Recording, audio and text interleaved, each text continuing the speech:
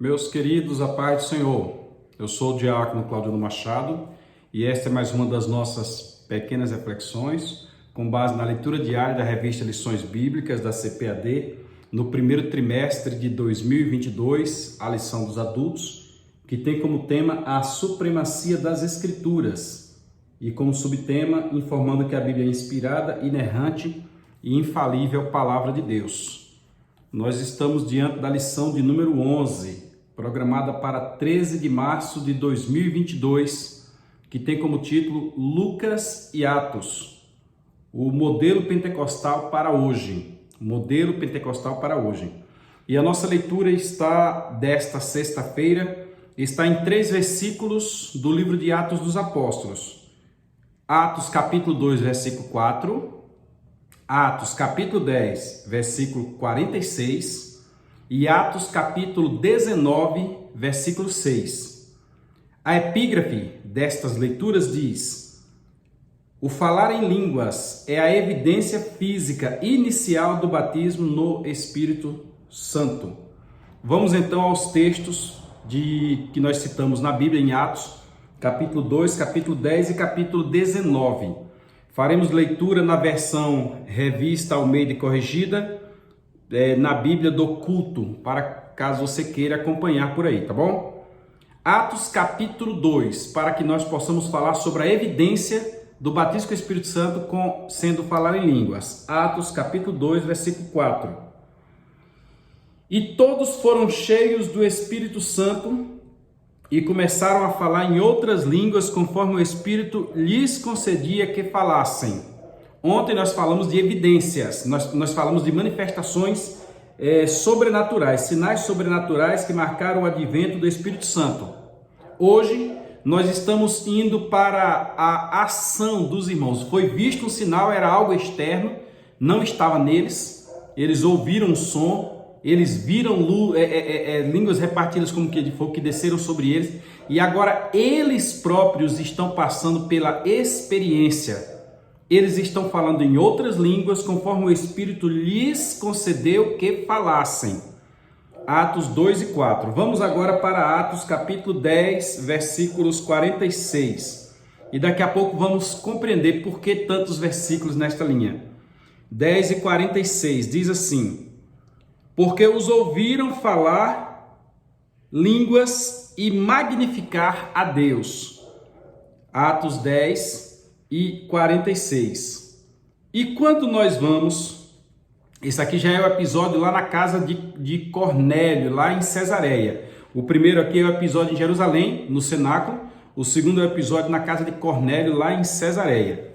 E agora nós vamos para Atos 19, versículo 6, que diz: e impondo-lhes Paulo as mãos, veio sobre eles o Espírito Santo, e falaram em outras línguas. Paulo está aqui na sua terceira viagem missionária, pregando o evangelho na cidade de Éfeso. Paulo chega em Éfeso e eles conhecem os irmãos, sabem que lá tem um grande pregador chamado Apolo. Aí Paulo fala do Espírito Santo para eles. Aí eles dizem: nós nem sabemos que haja Espírito. Aí questionam: em qual batismo vocês são batizados? Nós somos batizados do batismo de João, que é o batismo do arrependimento. Aí o texto diz: aí Paulo agora impôs sobre ele as mãos, falou sobre o batismo com o Espírito Santo, impôs sobre ele as mãos e eles falaram em outras línguas.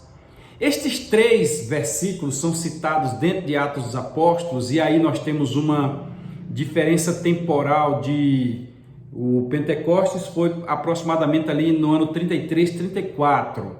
E quando nós chegamos na terceira viagem missionária, Paulo já está ali por volta do ano 71, 72 ou mais um pouquinho, porque segundo a tradição, Paulo foi morto ali por volta do ano 68, 61, 62, e Paulo foi morto por volta do ano 68. Então nós já temos uma diferença de quase 30 anos entre o batismo com o Espírito Santo e este episódio, a descida do Espírito Santo e o episódio da terceira viagem missionária do apóstolo Paulo. Mas por que isso? Porque nos dias atuais existe muitos movimentos que, em vez de pentecostais, podem ser chamados de movimentos carismáticos. Eu tenho um livro aí que eu gosto muito de ler, eu esqueci quem é o autor dele, que ele questiona: nós somos pentecostais ou nós somos carismáticos? Existe hoje, em nossos dias, uma simulação muito grande da ação do Espírito Santo. Você participa de um culto e o culto tem que ter grito. Por que grito? Porque é pentecostal. Você participa de um culto e alguém tem que rodopiar na hora da mensagem. Por que tem que rodopiar? Porque é pentecostal. A ideia que se divulga é porque é pentecostal. Aí num culto tem que ter línguas estranhas. Eu recordo que no ano de 2010 eu trabalhei na congregação do bairro Santa Cruz com o presbítero Anderson Roberto. E quando nós chegamos lá na congregação, um irmão chegou para nós e disse: rapaz, ainda bem que vocês vieram para cá, porque aqui tem um dirigente muito frio. Ele é frio demais, a gente nunca ouviu ele falar uma vez em língua estranha. Aí eu parei assim, fiquei até surpreso, porque o obreiro que estava lá era dos melhores obreiros que nós tínhamos na igreja, um homem muito conciso, já partiu para a glória. Inclusive o seu exemplo ficou na cidade a ponto que foi colocado o nome dele numa instituição aqui da cidade.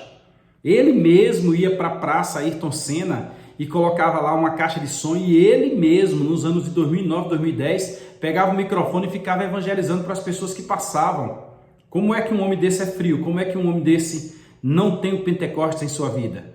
Era um grande conselheiro, era presbítero, só que ele tinha consciência. Às vezes as pessoas pensam que tem que fazer o movimento pelo movimento. E o Espírito Santo, quando ele agita as águas, digamos assim, existe um motivo e todo mundo sabe que o Espírito Santo está agindo. Ele não fazia isso. Quando o Espírito Santo usava, ele agia. Mas quando não, ele tinha consciência de saber que não deveria fazer dessa forma.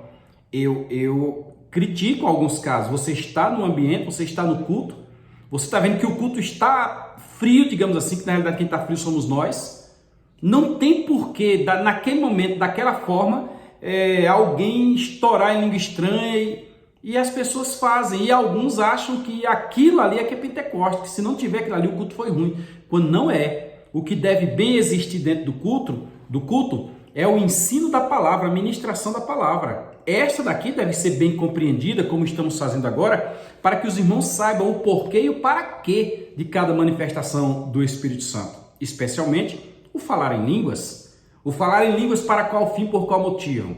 O falar em línguas, como estamos estudando aqui, é uma evidência de que alguém foi batizado com o Espírito Santo. Nós temos na Bíblia Sagrada que toda vez que alguém foi batizado com o Espírito Santo, ele falou em línguas como evidência. Ou seja, é como se ele acessasse o ambiente espiritual, acessasse não somente a glossolalia, mas a xenolalia. Ele entrasse nas dimensões eternas e de lá Deus presenteasse ele com essa possibilidade de falar em línguas, como evidência. Se posterior a isto ele continua falando em línguas, é porque ele recebeu o dom de línguas, mas aí vamos entender. Do mesmo jeito que o dom de profecia não surge assim aleatoriamente, a pessoa abre a boca e sai profetizando, tem que ter um objetivo. Do mesmo jeito que os dons de curar não saem curando de qualquer forma, em qualquer lugar, pode ser em qualquer lugar, mas não sai de qualquer lugar, o dom de línguas também não é brinquedo. Não é brinquedo. Eu fico triste por ver que as pessoas não estão lendo o que Paulo orientou. Paulo disse: eu falo mais língua do que todos vocês, mas eu prefiro falar uma palavra no meu idioma e ser entendido, do que falar 1000 palavras em outro idioma e não haver compreensão. Falar em línguas, irmãos, ele deve ter atrelado a ele ali a interpretação. Se um fala, outro interprete. E se não tem intérprete, aquele que está falando deve orar para que também interprete. Ou fale baixinho consigo mesmo, porque ele está edificando a sua própria vida. Agora, se ele abre o verbo, se ele aumenta a altura dos decibéis para falar em língua para o povo, tem que saber que deve haver interpretação ou esta mensagem ficou sem efeito. De que adianta alguém chegar no culto, passar o culto inteiro falando em línguas e no final você pergunta para o irmão o que é que foi dito? Ele vai dizer nada. Quando o nosso culto deve ser com a razão, com o entendimento. Nós devemos saber o porquê. Recentemente alguém me perguntou por que o pão, por que o vinho. Eu fui explicar por que o pão e por que o vinho. Fui mostrar na Bíblia que a pessoa com muitos anos de crente disse que não tinha visto. Vamos abrir aqui 1 Coríntios capítulo 11, versículo 23 a seguir, para mostrar que está na Bíblia. E Paulo disse, eu aprendi de Jesus, e Jesus participou da ceia. Por que a ceia todo mês? Alguém me questionou, por que não de ano em ano? Do mesmo jeito deve ser questionado por que falar em línguas. O irmão está extinguindo as línguas? Não, não estou extinguindo as línguas. De forma nenhuma. Eu estou dizendo que Paulo disse que foi orientado. Deve haver intérprete, fale cada um ou por sua vez, com decência e com ordem. Então, nós aprendemos duas coisas. Primeiro, que as línguas são atuais. A evidência é atual. Ainda hoje é a pessoa sendo batizada com o Espírito Santo, ainda hoje é a pessoa falando língua estranha. E aprendemos a segunda coisa, que o dom não é um brinquedo, que o dom de línguas deve vir acompanhado da interpretação das línguas, ou aquele que está falando se cale. Aí nós vamos ter uma igreja madura, concisa, sem precisar de movimentos para que sustente a pentecostalidade do seu culto. Legal, né? Domingo nós vamos discutir isso mais na escola dominical. Te aguardo lá. E se você chegou até aqui, compartilhe, curta, se inscreva no canal, comente, mande para alguém e vamos abençoar alguém com a palavra do Reino de Deus. Paz do Senhor, te aguardo domingo na escola bíblica dominical.